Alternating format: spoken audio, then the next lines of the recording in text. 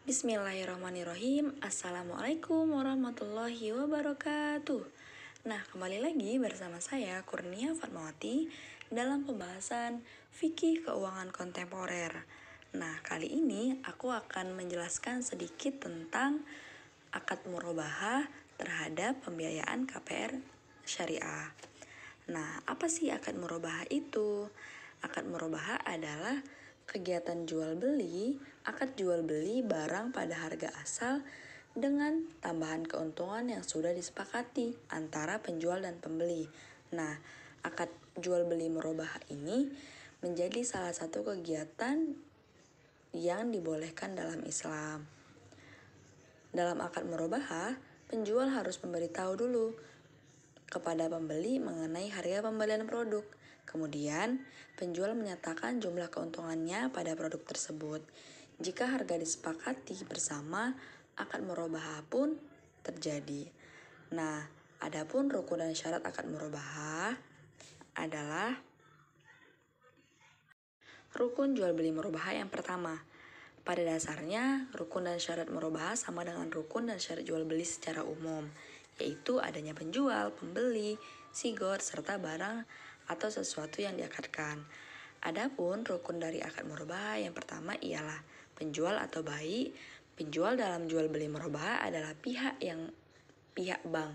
Secara teknis, biasanya pihak bank bertugas untuk membeli barang yang diperlukan oleh nasabah atas nama bank itu sendiri. Nah, yang kedua ialah pembeli atau mushtari. Pembeli dalam akad murabahah ini adalah nasabah yang mengajukan permohonan pembiayaan ke bank. Yang ketiga adanya objek jual beli. Nah, objek jual beli ini yang sering digunakan dalam transaksi atau akad murabahah adalah barang yang bersifat konsumtif, rumah, tanah, mobil, motor, dan lain sebagainya. Yang ketiga ada harga atau saman. Harga dalam akad murabahah diistilahkan dengan pricing atau plafon pembiayaan. Yang keempat ada ijab qabul. Nah, ijab qabul ini disebut juga dengan akad, biasanya memuat tentang spesifikasi barang yang diinginkannya dan kesediaan pihak bank syariah dalam pengadaan barang. Nah, kemudian kita beralih ke syarat murabahah. Nah, adapun syarat-syarat yang harus dipenuhi dalam akad murabahah, yang pertama, penjual harus memberitahu dulu harga pokok kepada calon pembeli. Yang kedua, akad pertama harus sah sesuai dengan rukun yang ditetapkan. Yang ketiga, akad harus bebas dari riba. Yang keempat, penjual harus menjelaskan kepada pembeli bila terjadi cacat atas barang sesudah pembelian. Yang kelima, penjual harus menyampaikan semua hal yang berkaitan dengan pembelian. Misalnya, pembelian dilakukan secara hutang. Allah menjelaskan dalam surat An-Nisa ayat 29 yang artinya, hai orang-orang yang beriman, janganlah kamu saling memakan harta sesamamu dengan jalan yang batil, kecuali dengan jalan perniagaan yang berlaku dengan suka sama suka di antara kamu, dan janganlah kamu membunuh dirimu, sesungguhnya Allah adalah Maha Penyayang kepadamu.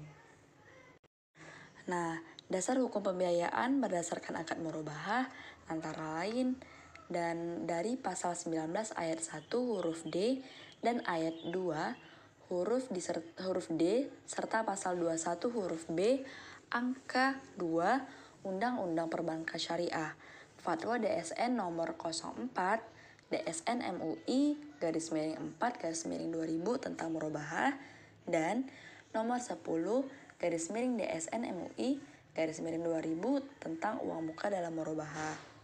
Di samping fatwa DSN tersebut, pembiayaan murabahah juga berpedoman pada PBI nomor 7-6-PBI-2005 tentang transparansi informasi produk bank dan penggunaan data pribadi nasabah beserta penentuan perubahannya. Dan PBI nomor 9-19-PBI-2007 tentang pelaksanaan prinsip syariah dalam kegiatan penghimpunan dana dan penyaluran dana, serta pelayanan jasa bank syariah. Perlakuan akuntansi terhadap transaksi pembiayaan berdasarkan akad murabahah yang berpedoman pada PSAK nomor 102 tentang akuntansi murabahah dan PAPSI. Pembiayaan berdasarkan akad murabahah berlaku bagi bank umum syariah, unit usaha syariah, dan bank pembiayaan rakyat syariah. Nah, Indonesia pembiayaan murabahah telah dibolehkan dengan keluarnya Fatwa DSN MUI nomor 4 garis miring DSN MUI garis miring 4 garis miring 2000 yang isinya yaitu 1. Bahwa masyarakat banyak memerlukan bantuan penyaluran dana dari anak berdasarkan prinsip jual beli.